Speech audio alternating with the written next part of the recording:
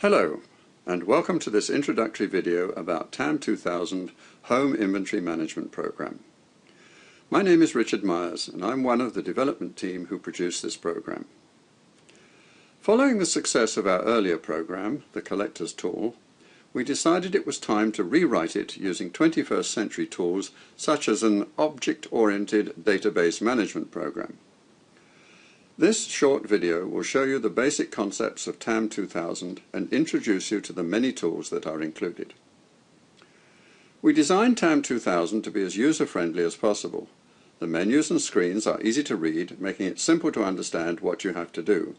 They have large, easy-to-read buttons, and where necessary, fields have tooltips advising you of each selection's function. Here, for example, is the main menu. Easy to read, easy to understand, and largely intuitive in use. No hunting for the correct option here. Now let's start the program. Click or double-click, depending how your computer is set up, the TAM2000 icon right here. Here's the welcome screen, which tells you that you must enter some personal information before proceeding. Please rest assured that this information is for internal program use and will never be made public. Now click the Continue button. By the way, you will have the opportunity to edit or change these personal details any time in the future through the program's utility menu. These are required fields, and until you enter them, the program will not continue. Now I'll just enter my first and last names. This is sufficient for the program to continue.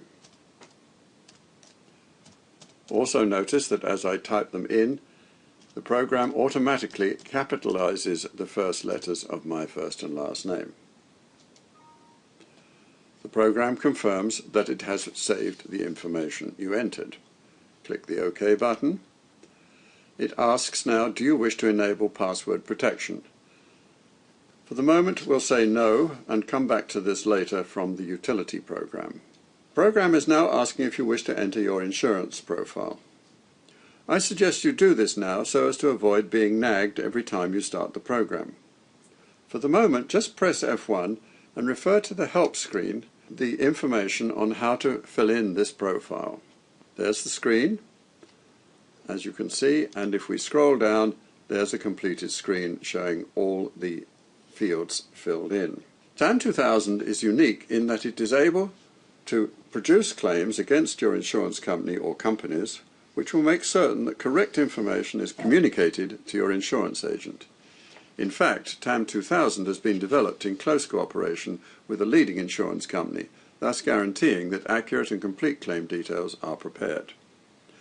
I'll just put in some bare details at this stage, enough to make the Save button live. First, click the Enter button, and now enter, for example, your name.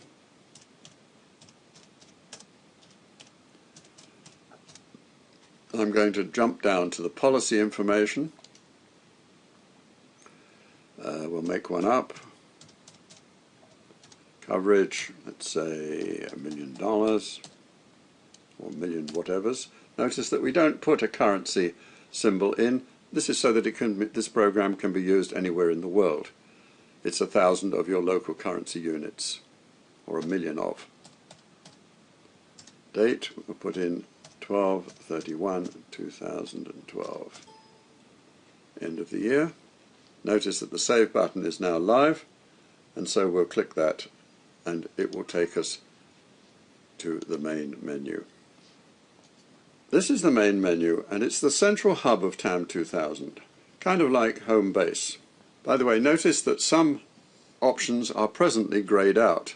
This is because we've not yet entered any data. You will see that these will become live as we enter information. Before we start entering information, let's just take a look at the help screen for this main menu. Again, press F1. Here's the screen. This screen, help screen, is a little different. It not only mimics the real menu, but by clicking any of the buttons, it will take you directly to a section of the help system about the selected button. In other words, it's a live help screen. If you click Household Items, it takes you to the Household Items screen. To exit from the Household Items help, just click the back arrow in the top left of the screen right here. Now try collectibles. Same thing. Click the back button. Now let's take a look at the main detail entry screens, one for normal household items and the other, if you are a collector, for details of your valuable collections.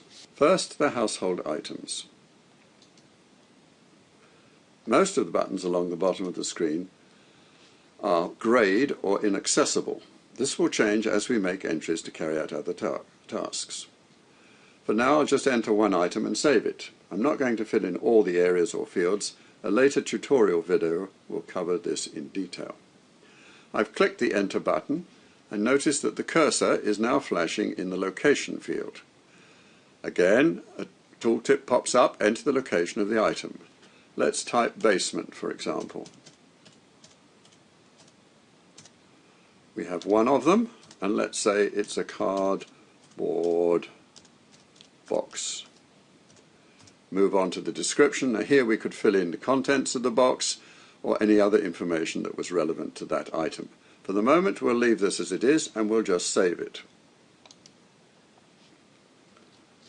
Incidentally, if I were to add another item now, let's go enter again, and it was also in the basement, the program will remember that we entered basement the first time. When I hit the first letter, basement, oh, there it pops up.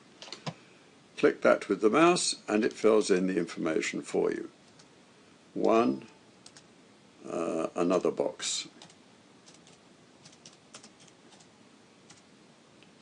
Right, we'll save that one. This feature of remembering will be demonstrated in a more detailed video later. And have a look at the collectible screen.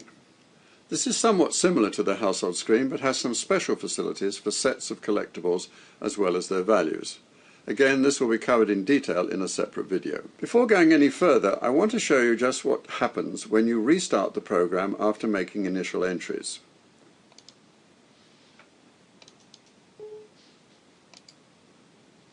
Again, the splash screen.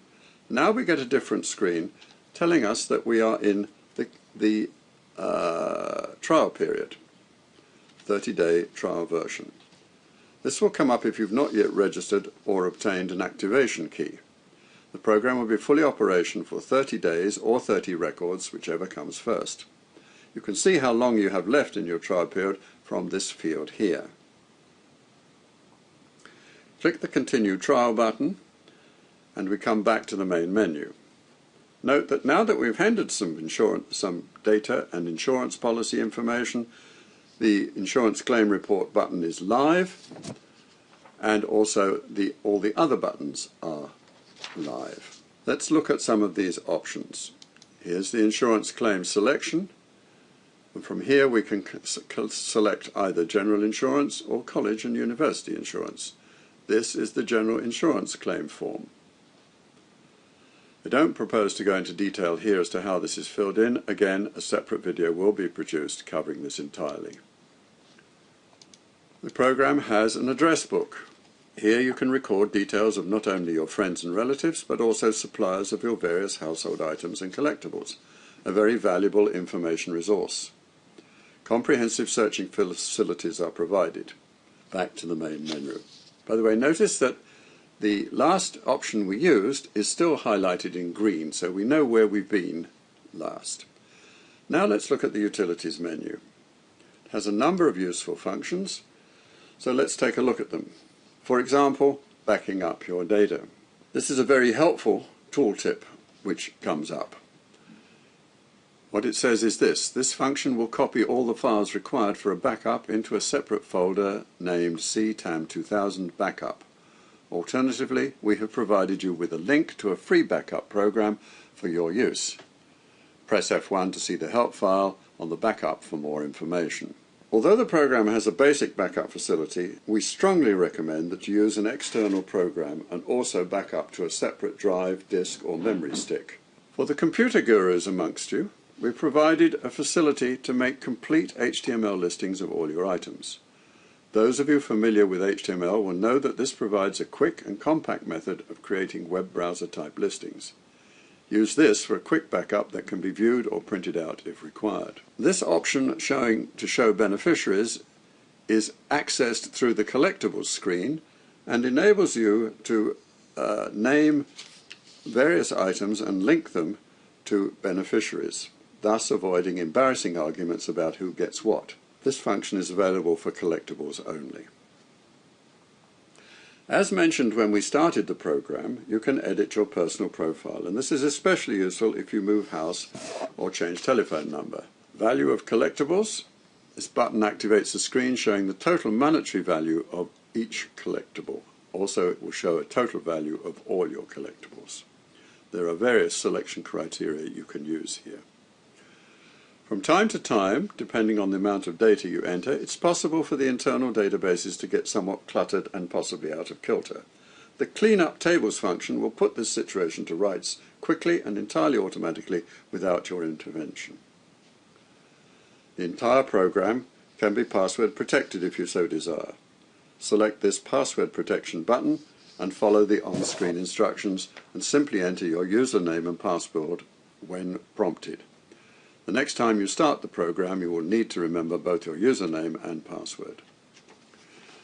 Lastly, you will have noticed during the program demonstration that it gives you a number of suggestions as to what to do next. As you become more experienced in using TAM2000, you will know what to do, and you can turn off these reminders by selecting the Turn Off message prompts. Finally, the Report selection screen on the main menu saying Generate Reports. If we click this, you will see there are a variety of reports that can be selected. These are available for on-screen viewing or printing. A fully detailed video will also be provided covering this aspect. We hope you've enjoyed this brief tour of TAM2000, and thank you for watching this introductory video. A free 30-day trial of the program will be available for download by visiting our website www.sjsa.com and going to the download demo version of TAM2000.